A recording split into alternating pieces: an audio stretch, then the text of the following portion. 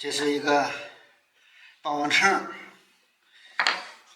啊，这个就是桌面那个穿戴，安装的时候啊是这样，它就是这个和这个是同时安的。我这里就是事先就先给它这么安上，